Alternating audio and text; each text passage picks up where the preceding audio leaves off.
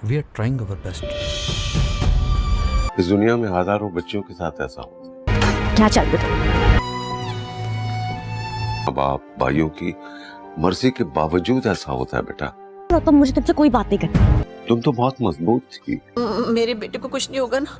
बारिश तुमसे कोई बात नहीं करी, तमाशा मत करो, घर है मेरा। नहीं होगा कुछ। ड्रामा सीरियल कभी मैं कभी तुम के आने वाले एपिसोड में आप लोग देखेंगे। आखिर दोस्तों इस ड्रामे का लास्ट एपिसोड हो ही गया, जहां पर आप लोग देखने वाले हैं अदिल ने अपनी जिंदगी जिस तरह से बर्बाद की। अब उसकी जिंदगी में कुछ भी बेहतर नहीं होने वाला, बल्कि उसे अभी जो सजा मिली है उससे बहुत बड़ी सजा मिलने वाली है। अदिल की कोर्ट में पेशी होगी, यहाँ पर रुबाब भी मौजूद होगी और अदालत में रुबाब वो सारे सबूत दे देगी अदिल के खिलाफ जो कुछ उसने रुबाब के साथ किया, क्योंकि रुबाब के साथ कोई भी धोखा करता है रुबाब उसको बिल्कुल नहीं बख्शती, चाहे उसका अपना शौहर ही क्यों ना हो। अदिल ने अपनी जिंदगी खुद बर्बाद की है। जब उसकी जिंदगी में उसकी शादी शजीना से होने वाली थी उस टाइम अदिल काफी हवाओं में उड़ रहा था। उसने सोचा मैं एक बड़ा सा हाथ मारूंगा और अपनी जिंदगी खुशी से गुजारूंगा और एक अमीर लड़की से मेरी शादी होगी, उसके साथ ही साथ मैं दूसरी तरफ भी अफेयर चलाता रहूंगा। लेकिन अब अदिल को ये सब कुछ करने के बाद काफी तकलीफ हो रही है कि जो कुछ उसने किया है बहुत गलत किया है। बस अब वो यही बात खुद से कह रहा है कि काश मैं शजीना से शादी कर लेता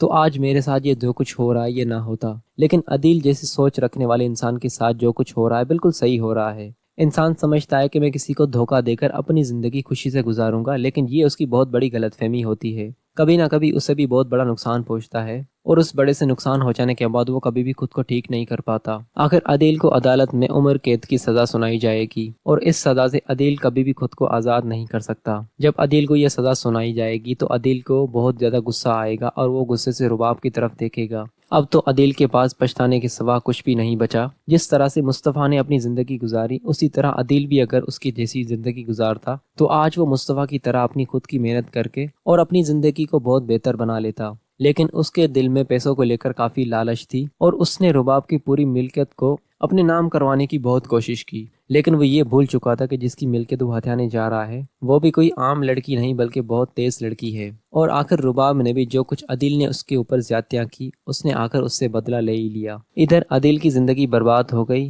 और उधर मुस्तफ़ा की जिंदगी अपने माँ बाप और बीवी के साथ आबाद हो गई, क्योंकि शजीना भी मुस्तफ़ा की ज़िंदगी में दोबारा से लौट आएगी और इस बार शजीना को किसी भी तरह की कोई भी तकलीफ नहीं मिलने वाली, क्योंकि अब शजीना के साथ उसके सास ससुर मौजूद होंगे। अब शजीना अकेली बिल्कुल भी नहीं रहने वाली और इसी तरह मुस्तफ़ा अपनी ज़िंदगी में कामयाब होता रहेगा और एक बार फिर उनकी ज़िंदगी में दोबारा से एक नन्हा सा मेहमान भी आ जाएगा और इसी तरह इनकी ज़िंदगी में खुशियाँ ही खुशियाँ होंगी। दोस्तों इस ड्रामे के लास्ट एपिसोड में यही सब कुछ दिखाने वाले हैं।